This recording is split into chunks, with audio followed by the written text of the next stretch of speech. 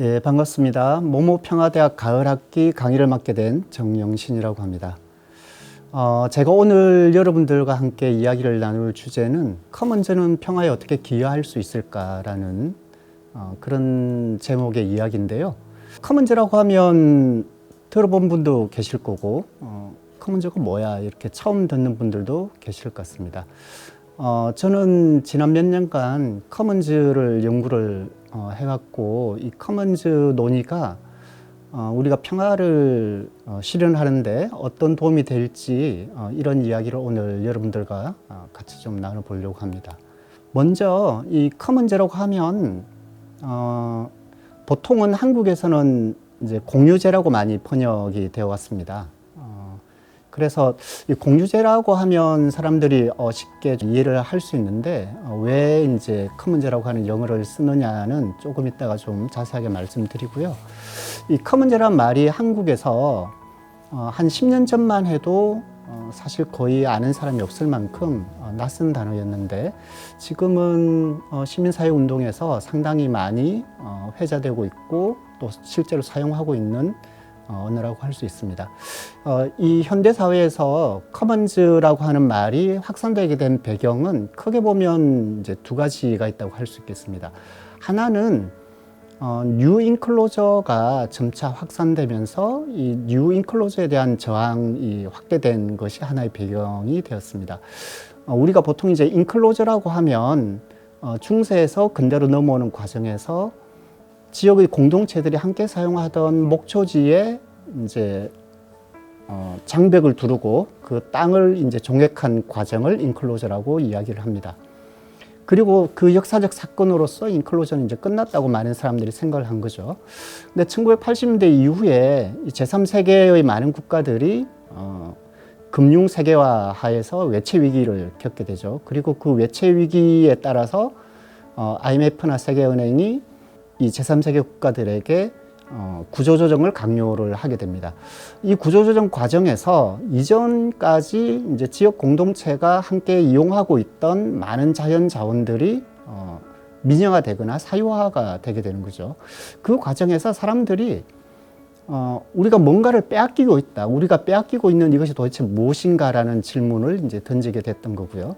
그래서 공동체와 토지를 지키기 위한 여러 지역 공동체들의 투쟁이 확대되는 과정에서 뉴 인클로저라는 말과 이 커먼즈라고 하는 말이 다시 부활했다. 이렇게 이야기할 수 있겠습니다.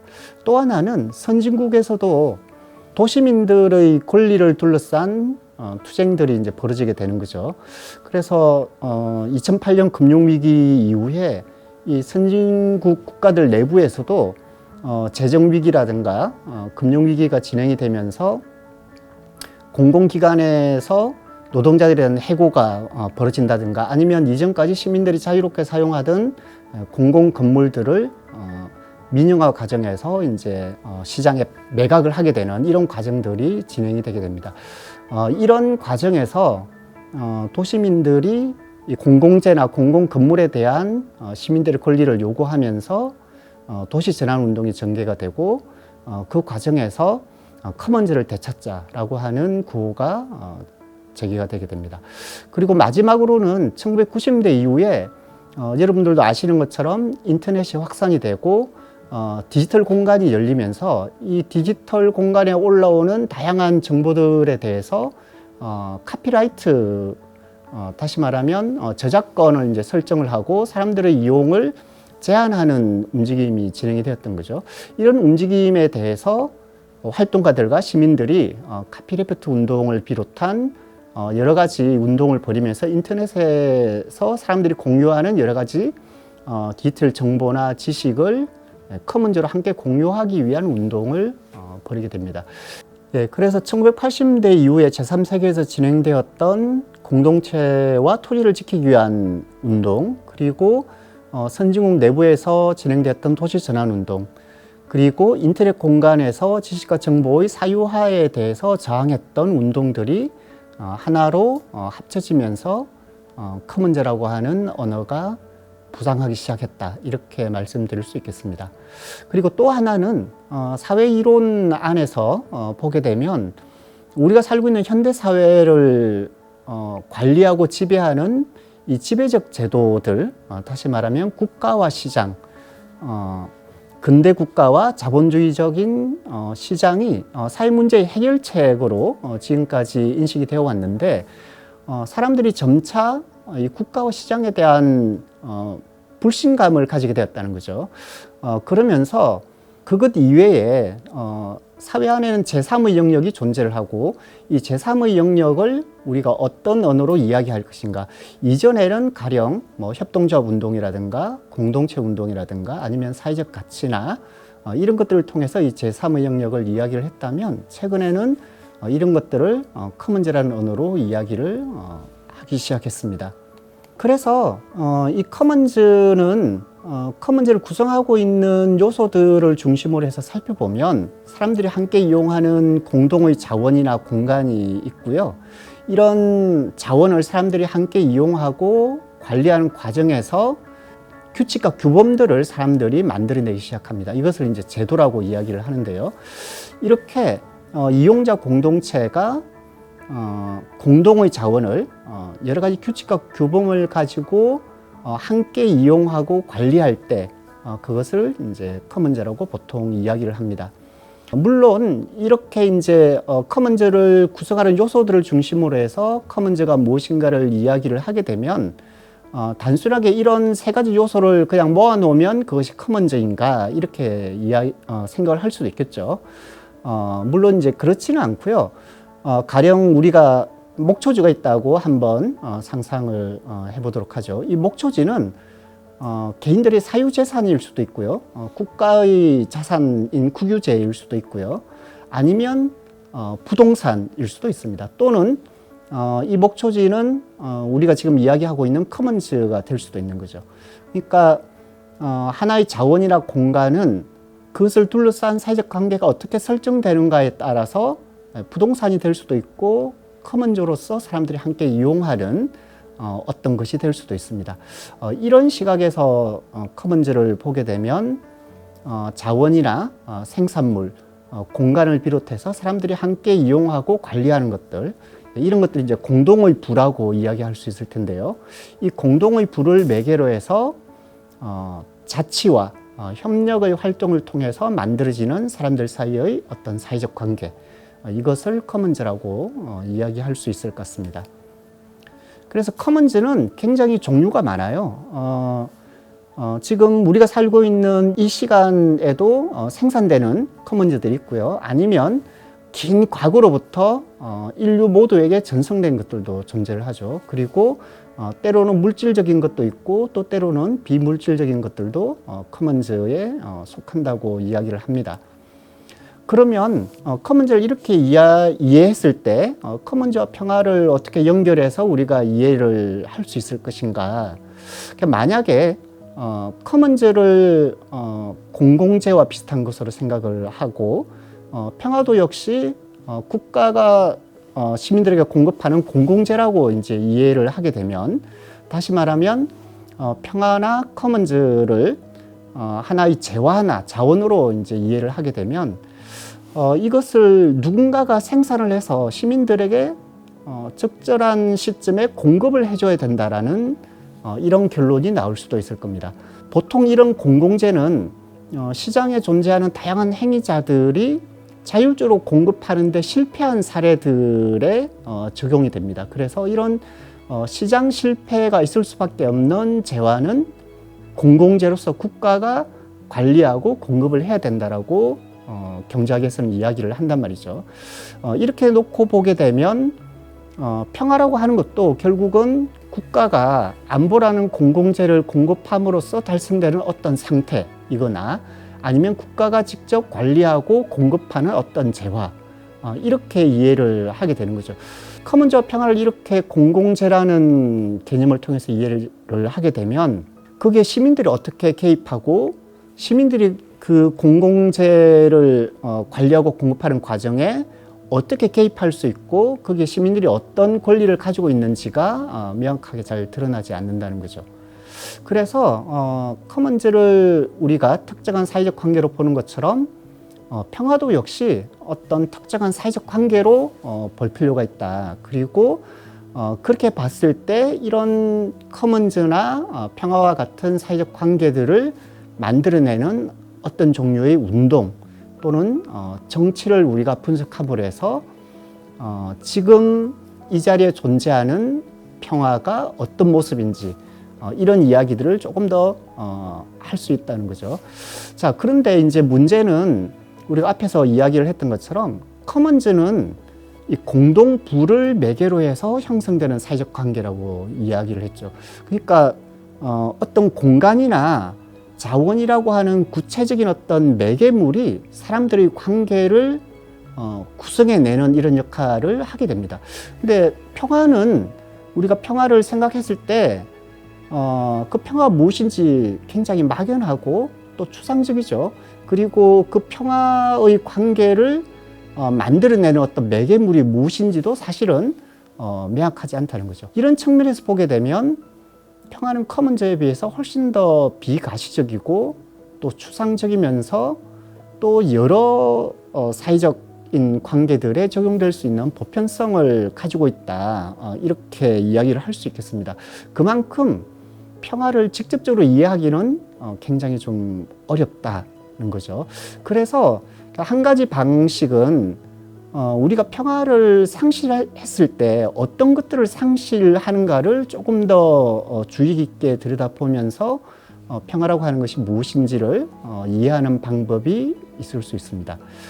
보통 이제 평화를 사람들의 사회적 활동이나 욕구의 충족을 이루기 위한 어떤 환경, 공기와 같은 것으로 보통 많이 이야기를 합니다. 그래서 평화는 그것이 실제로 존재할 때는 사람들이 잘 느끼지 못하지만 그것이 상실되었을 때만 그것의 가치를 느끼게 된다라고 이야기를 하죠. 근데 실제로 무엇이 상실되는가? 우리가 평화를 상실했다고 했을 때 손에 잡히는 어떤 것들 중에서 상실된 것이 도대체 무엇일까? 이렇게 이제 질문을 조금 더 해보게 되면 뭐 몇 가지를 이야기할 수 있겠죠. 우리의 일상의 평온 또는 각 개개인들의 자아실현의 기회 또는 공동체적인 어떤 유대감 그리고 이 모든 것들을 가능하게 하는 어떤 사회적 기반 이런 것들이 우리 평화가 상실되었을 때 실제로 상실되는 것들이다. 이렇게 이야기를 할 수 있겠죠. 이 많은 것들 가운데에서 커먼즈와 평화를 연결시켜서 사고를 할 때 그 상실되는 것을 공동의 부라고 한번 생각을 해보죠. 우리가 함께 살아가면서 역사적으로 만들어낸 공동의 기억이라든가 공동의 감각이라든가 아니면 생산과 생활의 기반이 되는 어떤 공동의 기반 시설들 또는 그런 것들을 함께 이용하는 과정에서 만들어진 사람들 사이의 어떤 유대관계 이런 것들이 우리가 이 사회 속에서 살아가면서 함께 이용하고 관리하는 공동의 부라고 할 수 있겠죠. 물론 우리가 살아가는 이 현실 속에서는 한편에서는 이 공동의 부가 전쟁이라든가 또는 폭력이라든가 사유화 과정에서 없어지고 또 파괴가 되기도 하지만 또 다른 한편에서는 그런 사회적 과정에 저항하면서 새로운 공동의 부를 만들어내는 이런 과정들이 동시에 진행이 되죠. 그래서 평화도 그렇고 커먼즈도 그렇고 우리가 살고 있는 현실 속에서는 한편에서는 그런 사회적 관계들이 상실되어 가지만 또 다른 한편에서는 끊임없이 재구성이 되어가는 이중운동의 현실 속에서 우리는 살아가고 있다. 이렇게 이야기할 수 있겠습니다. 자, 그러면 한 가지 좀 예를 들어 보도록 하죠. 이 강의를 듣고 있는 많은 분들은 아마도 제주의 강정마을에서 진행되었던 해군기지 건설 사업과 그게 저항했던 평화운동의 그 과정에 대해서 잘 알고 계실 겁니다. 특히나 그 과정에서 이 구름비라고 하는 제주의 고유한 이 자연 환경이 평화운동의 상징으로 이제 부각이 되어서 구름비를 지키기 위한 운동이 진행이 되었죠. 자, 이때 우리는 지금 구름비를 비록 잃어버렸지만 그 운동이 진행되는 과정에서 우리가 구름비를 어떤 식으로 상징화했고 그것을 어떻게 구름비에 어떤 이름을 붙였는지를 한번 돌아보도록 하겠습니다. 한편으로는 우리는 이 구름비라고 하는 바위를 붉은발 말똥개나 맹꽁이나 새뱅이 또는 남방 큰 돌고래나 이런 각종 멸종 위기종들이 서식하고 있는 하나의 서식지로 이야기한 바가 있습니다. 그리고 구름비 바위 인근에 존재하는 다양한 문화재라든가 아니면 절대 보존 지역의 중요성이라든가 연사론 군락지나 이런 것들 이야기를 했죠. 이런 언어들은 모든 국민들에게, 모든 시민들에게 보장되어야 될 환경에 대한 권리로서 말하자면 보편적 권리 또는 그것을 설명하는 보편적 언어로서 이야기되었다, 이렇게 볼 수 있습니다. 자, 또 다른 한편으로 그 구름비를 배경으로 해서 수십 년 동안 그 마을에서 살아왔던 마을 주민들은 사실 이런 방식으로 그 구름비를 이야기를 하지 않죠. 그 구름비에서 어릴 때 친구들과 놀았던 기억이라든가 아니면 물고기를 잡았던 추억이라든가 아니면 거기에서 지냈던 제사라든가 이런 자기들의 어떤 역사적이고 문화적으로 맥락화된 그런 말을 통해서 이 구름비의 가치를 이야기를 합니다. 평화와 이 커먼즈가 만나는 지점에서 우리가 구름비라고 하는 어떤 사물 또는 사람들 사이의 관계를 만들어내는 어떤 대상을 어떻게 설명했는지를 돌아보게 되면 한편에서는 이것을 굉장히 보편적인 언어, 보편적인 권리의 차원에서 이야기를 했고요. 또 다른 한편에서는 각자가 경험했던 역사적이고 문화적인 그런 맥락에서 이야기를 했다는 것을 알 수가 있습니다. 사실 이 구름비는 전형적인 커먼즈의 하나다, 이렇게 볼 수가 있습니다. 왜냐하면 커먼즈가 실제로 어떤 원리에 의해서 만들어지는가를 생각해 보게 되면 커먼즈는 두 가지 원리에 의해서 형성된다, 이렇게 볼 수 있습니다. 하나는 우리의 것을 만들어내는 어떤 자치와 협력의 차원이 있다, 이렇게 볼 수 있는 거죠. 특정한 역사적 공간 안에서 그 역사 속에서 살아온 구체적인 사람들이 자기 주변에 있는 여러 가지 자연 자원이나 인공적인 어떤 공간이라든가 이런 것들을 함께 이용하고 관리하면서 스스로의 결정에 의해서 그것을 함께 이용하고 관리하는 어떤 자치와 협력의 문화를 만들어 온 거죠. 이런 것을 우리의 것의 차원이다, 이렇게 이야기할 수 있겠습니다. 그런데 역사적으로 보게 되면 다양한 문명권에서 여러 시대에 걸쳐서 모든 사회들의 이런 커먼즈에 기반한 사회적이고 생태적인 시스템이 존재했다는 것을 알 수 있는데요. 그래서 가령 로마 제국에서도 역시 마찬가지였고 중국 제국이나 아니면 조선 왕조나 일본에서도 역시 백성들에게 이 커먼즈에 대한 권리를 보장하는 커먼즈의 법이라든가 통치 원리라든가 선언이라든가 이런 것들이 존재했다는 것을 알 수 있습니다. 자, 정리해서 이야기를 하면 이 커먼즈는 두 가지 차원에서 동시적으로 형성된다. 하나는 역사적이고 문화적인 차원에서 자치와 협력의 활동을 통해서 구성이 되고 또 다른 하나의 차원에서는 사회의 어떤 근본적인 질서의 차원에서 그것을 규정하는 보편적인 이념이나 권리의 차원에서 커먼즈가 구성이 된다는 거죠. 우리가 조금 전에 구름비를 우리가 어떤 언어를 통해서 그것을 평화의 상징으로 만들어 왔는가를 돌아보게 되면 굉장히 유사한 방식으로 우리가 구름비를 평화운동의 상징으로 공유해 왔다는 것을 알 수가 있습니다. 이런 측면에서 보면 커먼즈가 실제로 구성되는 이런 과정들과 이 평화의 언어가 구성되는 과정은 상당히 유사한 과정에 있다라고 이야기를 할 수가 있겠습니다. 자, 물론 이런 커먼즈를 규정하는 법이나 통치 원리는 근대화 과정에서 소멸되거나 폐지가 되었죠. 그것을 대신해서 사적 소유 제도라든가 아니면 근대적인 법률들이 그 자리를 대신해서 들어서게 되었습니다.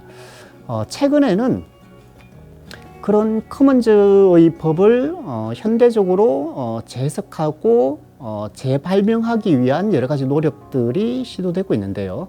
가령 유엔 산하의 유네스코에서 자연문화유산이라고 하는 제도를 만들어서 모든 인류가 함께 공유하고 그것을 향유해야 되는 어떤 대상들을 지정을 하고 있죠.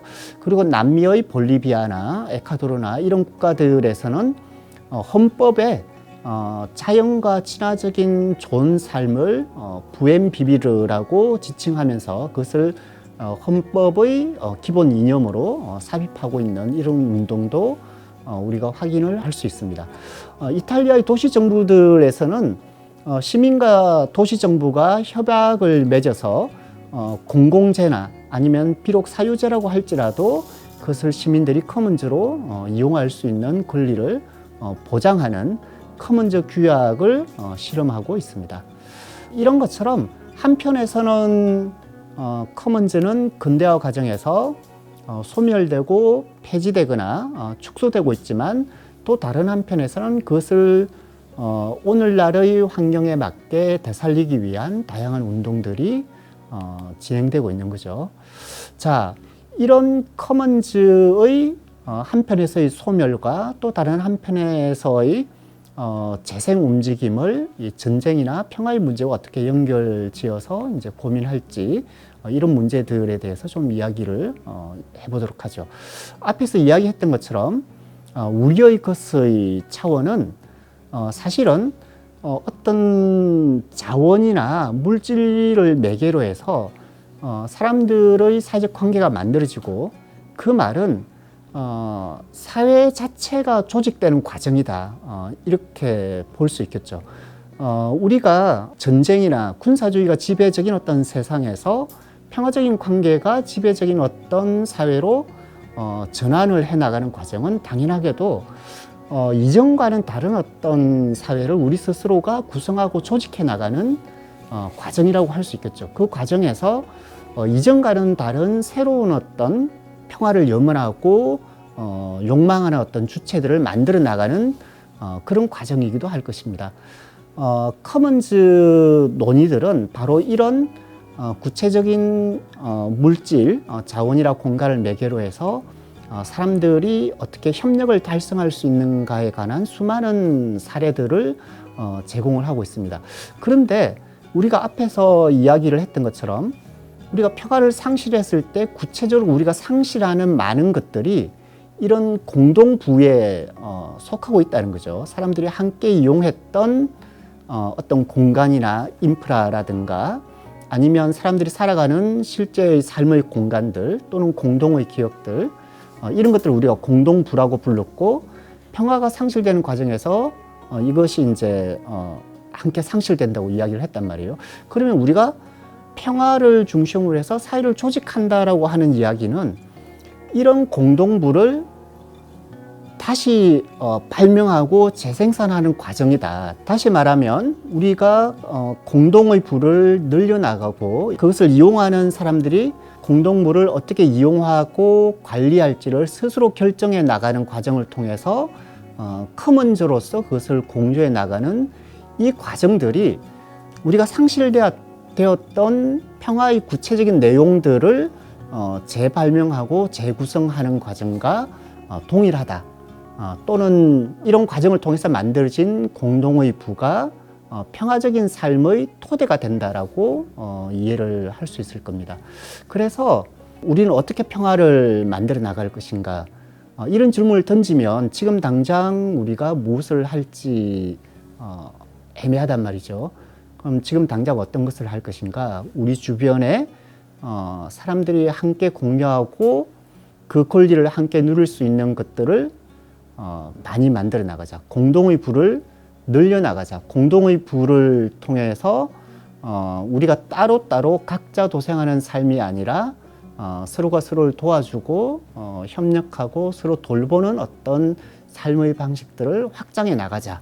이것이 바로 커먼즈를 만드는 과정이면서 평화를 생산하는 과정이다 라고 이해를 할 수 있겠죠. 자, 다른 한편으로 이 커먼즈는 모두의 것의 차원을 가지고 있다. 그리고 이 모두의 것은 사실은 모두의 것을 모두에게 주어야 된다라는 원리에 의해서 작동을 하는 것이죠. 그래서 이 공동의 부에 대한 권리를 시민들의 보편적인 권리로 만들어내는 과정이다. 그런데 이런 공동의 부가 이제 어떤 것들이 있는가를 살펴보게 되면 인류가 함께 물려받은 것들이 있겠죠. 지구 생태계를 구성하는 대기라든가 대양이라든가 아니면 우리가 살고 있는 이 지구 자체도 모든 인류가 함께 물려받은 것이라고 할 수 있을 것 같습니다. 그리고 모든 백성들 또는 모든 인민의 생계와 생존에 반드시 필요한 것들은 이 각자의 인민과 시민들이 그 권리를 가져야 된다라고 이야기할 수 있을 겁니다. 마지막으로 모든 사람들이 자아 실현을 하고 자기의 자유를 적극적으로 실현하는데 반드시 필요한 것들이 있겠죠. 바로 이런 것들이 우리가 공동의 부를 구성하는 것들이고 이런 공동의 부에 대해서는 우리가 평등한 권리를 누려야 된다. 그런데 이런 방식으로 우리가 새로운 어떤 권리를 가지게 된다라고 하는 것은 우리가 살고 있는 이 사회의 근본 질서를 전환한다. 다시 말하면 사회의 근본 질서를 바꾼다라고 하는 이런 의미가 있을 겁니다. 그래서 모두의 것에 대한 권리를 보장하는 이런 일들은 구조적이고 문화적으로 사람들에게 평등한 자유를 보장하지 않는 갈등 이야기했던 다양한 이 구조적 폭력을 그 토대에서부터 허물고 재구성하는 과정이기도 한 것이죠. 그래서 커먼즈를 구성하는 이 두 가지 차원에서 우리가 평화의 문제를 생각해 보면 한편에서는 우리 주변에서 구체적으로 사람들이 실천하고 활동하면서 새로운 사회의 모습들을 조직해 나가는 과정, 그리고 그 과정에서 공동의 부를 늘려나가는 어떤 실천의 과정이기도 하고, 또 다른 한편에서는 그런 공동의 부에 대한 모든 시민들의 권리를 중심으로 해서 새로운 사회 질서를 재편하는 그리고 새로운 사회 질서를 구성해 나가는 이런 과정이라고 이해를 할 수 있을 것 같습니다. 이런 두 가지 차원에서 커먼즈를 구성해 나가는 과정은 평화를 구성해 나가는 과정과 동형적인 과정이다라고 이제 저는 생각을 합니다. 자, 그러면 이런 우리와 모두의 두 가지 차원에서 커먼즈와 평화를 사고하는데 어떤 문제점은 없을까요? 이제 마지막으로 이 문제를 한번 좀 고민을 해보도록 하겠습니다. 사실 구체적인 실천이나 삶의 현장에서 우리가 구체적으로 자원이나 공간을 매개로 해서 사람들과 관계를 맺어 나가고 어떤 실천들을 해나가게 되면 그 과정에서 필연적으로 우리는 어떤 경계를 만들게 된단 말이죠.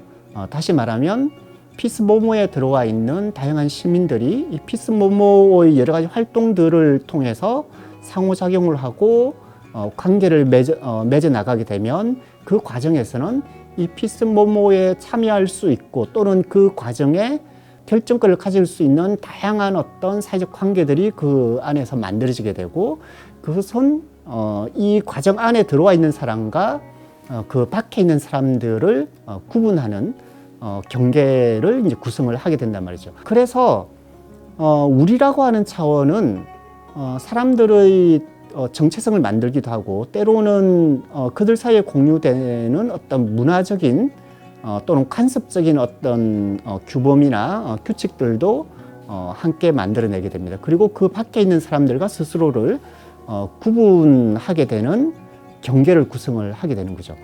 그런데 커먼즈가 우리뿐만이 아니라 모두의 차원에서 구성된다라고 하는 것은 사실은 그런 우리라고 하는 구성의 원리가 만들어낸 경계에 대해서 문제 제기를 하는 거죠. 모두라고 하는 것은 정해져 있는 어떤 고정적인 범주가 아니라 그래서 우리가 필연적으로 어떤 범주의 사람들 또는 대상들을 모두라고 지칭을 하게 되면 필연적으로 그 밖에 있는 그 모두에 들어와 있지 않은 누군가가 반드시 남게 됩니다. 그래서 여기서 이야기하는 이 모두라고 하는 것은 그런 정해진 고정된 범주가 아니라 오히려 우리라고 하는 어떤 자기 조직화, 사회적인 어떤 구성 과정에서 필연적으로 생성되었던 이 경계를 문제 삼고 그 바깥으로 나아가는 하나의 운동으로서 존재를 하는 것이다라고 이해를 해야 될 것 같습니다. 그래서 이 두 가지 차원이 때로는 모순을 일으키기도 하지만 또 다른 한편에서는 하나의 차원이 또 다른 차원이 발생시키는 어떤 문제들을 비판하고 견제하는 역할을 하고 있다는 점, 이 점을 이해를 하는 것이 좀 중요할 것 같아요. 그래서 평화라고 하는 문제도 우리가 여러 가지 사회적 실천을 통해서 이 평화의 주체 형성이나 또는 평화적 관계를 만들어내는 이런 측면들을 상실을 하게 되면 이 평화의 문제를 국가에서 공급되는 또는 관료제에 의해서 관리되는 어떤 지배의 측면으로 기울게 될 우려가 있게 되겠죠. 또 다른 한편에서 우리가 평화가 모두의 것으로서 가지는 어떤 보편성 이런 것들을 강가를 하게 되면 평화는 우리만의 어떤 평화, 독단적인 안보로 기울게 될 가능성이 있습니다. 이 두 가지 우리의 차원과 이 모두의 차원은 커먼즈를 구성할 때도 중요한 상보적인 관계를 맺고 있을 뿐만이 아니라 우리가 평화를 어떻게 구성해 나가는가를 고민할 때도 때로는 모순을 일으키지만 바로 그런 이유 때문에 굉장히 역동적인 과정으로 진행될 수 있는 이런 장점을 가지고 있다라고 저는 생각을 합니다.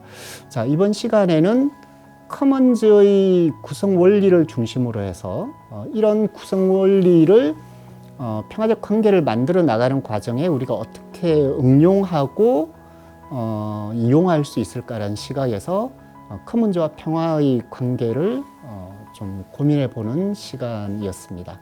지금까지 피스모모의 정영신이었습니다. 감사합니다.